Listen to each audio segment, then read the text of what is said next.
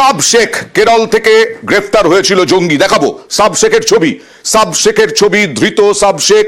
এই সাব শেখের আত্মীয় এই কেরল থেকে ধরা পড়েছিল এই জঙ্গি, তার আত্মীয়কে ধরলো এবার এসটিএফ। মুর্শিদাবাদের নওদা থেকে সাজিবুল ইসলাম। সাজিবুল ইসলাম এবার ধরা পড়লো। সরাসরি চলে যাব প্রণবের কাছে। প্রণব, এই সাজিবুল ইসলামকে কি সাব শেখকে জেরা করেই পাওয়া গেল? এবং তার সঙ্গে মুস্তাকিম মন্ডল, সে কে?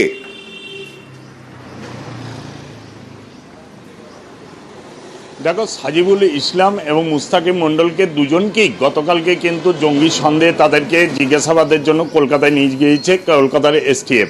এই সাজিবুল ইসলাম সে কিন্তু সাব শেখ যে কেরল থেকে ধরা পড়েছিল এবং বাংলাদেশি, সে কিন্তু তোমার বাংলাদেশে বাড়ি হলেও সে হরিহরপাড়া এবং নওদাতে প্রায় গত 10 বছর ধরে কিন্তু ছিল। এবং এই সাব শেখের ভোটার তালিকায় দেখেছিলাম আমরা 2 জায়গাতেই নাম। এবং এই সাব শেখের কাছ থেকে 2টো মোবাইল বাজেয়াপ্ত করেছিল এসটিএফ। এই সেই মোবাইলের সূত্র ধরেই কিন্তু আজকে গ্রেপ্তার করা হলো তারই পিস্তত ভাই সাজিবুল ইসলামকে। এবং এই সাজিবুল ইসলামের সঙ্গেই কিন্তু সাব শেখ তার যে পোল্ট্রির ব্যবসা নওদাতে করেছিল এবং কাপড়ের ব্যবসা, সেগুলো কিন্তু এই ভাইয়ের সঙ্গে কিন্তু সে করেছিল বলে কিন্তু এসটিএফ জানতে পেরেছে। আমি আসবো সাজিবুল ইসলামের মা কি বলছেন, তানজিরা বিবি, দেখুন। সাজিবুল ইসলাম কে হয় আপনার? আমার ছোট ছেলে। এখন কোথায় আছে? কোথায় আছে? বাড়ি থেকে ধরে নিয়ে চলে গেল আজগবে। আমার ছেলে ভালো ছেলে আমার। পুলিশ কিছু বলেছে কি কারণে নিয়ে গেল? না, পেয়েছে, ধরে চলে গেল। কি জানতে পারলেন? কিছু বলেনি, আজগবে ধরে নিয়ে চলে গেল, শুধু বলেনি। আমার ছেলে চাষাবাদ করে, ওর সাথে দেখাই নাই। আসে একদিন আমাকে দেখে চলে যায়। থানায় যেতে বলেছে, থানায় থুইছে, কমলি লক পেলি পালিয়ে গেছে। থানা গেছিল সব। আর মুস্তাকিম মন্ডল, সেই মুস্তাকিম মন্ডল বা কে? প্রণব,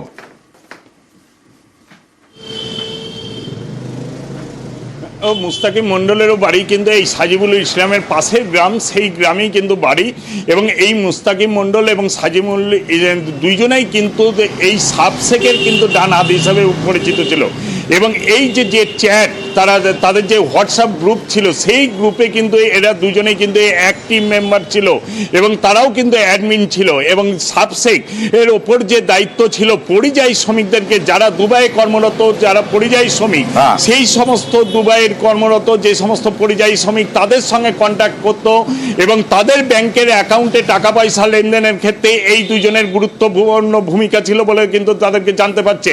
এবং গতকালকে যে তোমার গাজী রহমান বলে একজন অ্যারেস্ট হয়েছে এবং শাহিনুর রহমান দুদিন আগে অ্যারেস্ট হয়েছে, তাদেরকে জিজ্ঞাসাবাদ করেও কিন্তু এই দুজনের নাম পেয়েছে।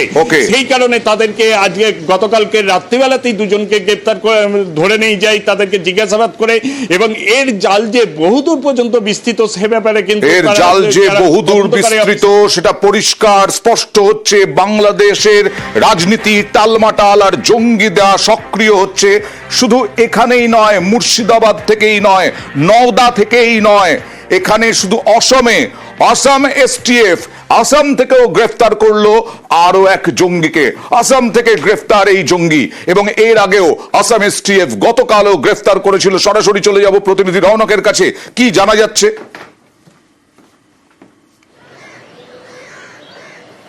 দেখো, গতকালই আসামের কাকরাঝোড় সীমান্ত থেকে বছর 35-এর গাজী রহমান বলে এক এবিটি জঙ্গিকে গ্রেফতার করলো আসাম এসটিএফ। এবং যেটা জানা যাচ্ছে যে এই যে জঙ্গি, তিনি একজন স্লিপার সেলের মূল মাথা ছিল। তার কিন্তু যখন সূত্র মারফত আসাম এসটিএফ জানতে পারে, তারপরেই আসামে প্রায় গত 2 দিন ধরে তাকে কিন্তু তল্লাশি অভিযান চালায় তাকে খোঁজার। গতকাল রাতেই কিন্তু তাকে গ্রেফতার করা হয় কাকরাঝোড়া সীমান্ত থেকে। এবং যে বিষয়টি সামনে আসছে, এই যে এবিটি জঙ্গি, তার জামাতুল মুজাহিদ্দিনের একটা থাকতে পারে। এবং ইনি কিন্তু তুমি জানো অয়ন্দা, কিছুদিন আগে দুজনকে গ্রেফতার করেছিল আসাম এসটিএফ। তাদের কাছ থেকে AK-47 মানে ওই রকম সিরিজের AK-47 আদতে বানানো বেশ কিছু অস্ত্র এবং আইডি বিস্ফোরক তারা উদ্ধার করেছিল। এবং শাহিনুর ইসলাম আর এই দুজনকে গ্রেফতার করা হয়েছিল, তাদেরকে জিজ্ঞাসাবাদ করেই কিন্তু এই গাজী রহমানের নাম সামনে এসেছে। এবং তিনি এই যে AK-47 থেকে শুরু করে বিস্ফোরক বানানোর জন্য অন্য কোনো নিষিদ্ধ সংগঠনের থেকে প্রশিক্ষণ নিয়েছিল কিনা, এই বিষয়টিকে সামনে রেখে থেকেই কিন্তু তদন্ত এগিয়ে নিতে চলেছে আসাম এসটিএফ। এখনো পর্যন্ত তাদের এই যে জঙ্গি দমন যে অপারেশন প্রজ্ঞাত, সেই অপারেশন প্রজ্ঞাতে 12 জনকে গ্রেফতার করলো আসামের স্পেশাল টাস্ক ফোর্স, এবং একে তদন্ত করে দেখতে চাইছে যে অন্য কোনো নিষিদ্ধ সংগঠনের থেকে, অর্থাৎ দেশের বাইরে গিয়ে প্রশিক্ষণ নিয়ে এসে এখানে এসে তিনি অন্যদের জঙ্গি সংগঠনের সঙ্গে স্লিপার সেলকে সক্রিয় করাতে কোন রকম। এইটাই বলছিলাম যে বাংলাদেশ যত টালমাটাল হচ্ছে পরিস্থিতি, সেখানকার পরিস্থিতি যত মাৎসন্যায় হচ্ছে, তত জঙ্গিরা সক্রিয় হচ্ছে, অনুপ্রবেশ বাড়ছে, এই বাংলাদেশ থেকে আসছে, প্রশিক্ষণ নিচ্ছে, আর তাতেই রাজ্যের গোয়েন্দারা যথেষ্ট উদ্বিগ্ন।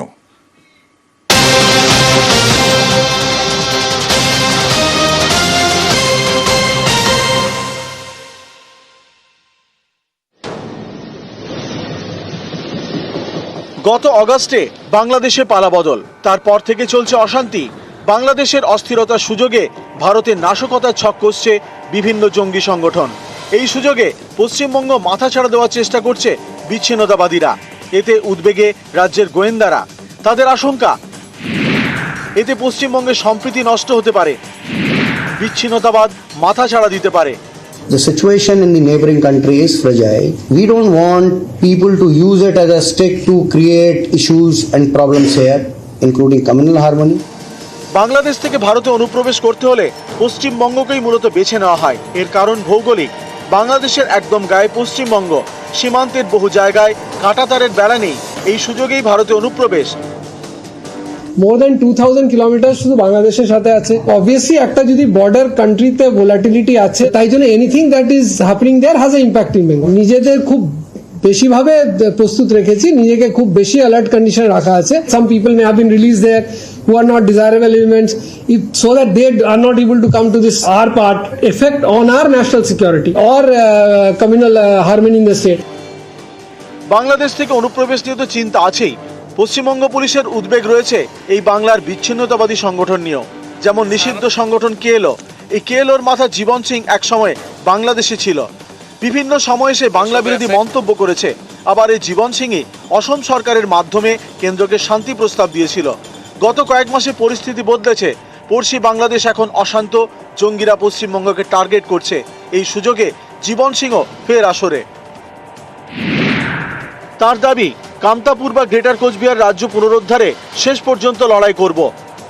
কারো কাছে মাথা নত করব না, কারোর সঙ্গে আপোষ করব না। জীবন সিং এর আপনার ভিডিও দেখেছে, উই অল নো যে এখন জীবন সিং কোথায় আছে, কি করছে, কি আছে, তো কি করে ভিডিও বার করছে। This are related to security of the state. কে বেঙ্গলে এই করবো, বেঙ্গলে ওই করবো, তো obviously are security is also equally threatening.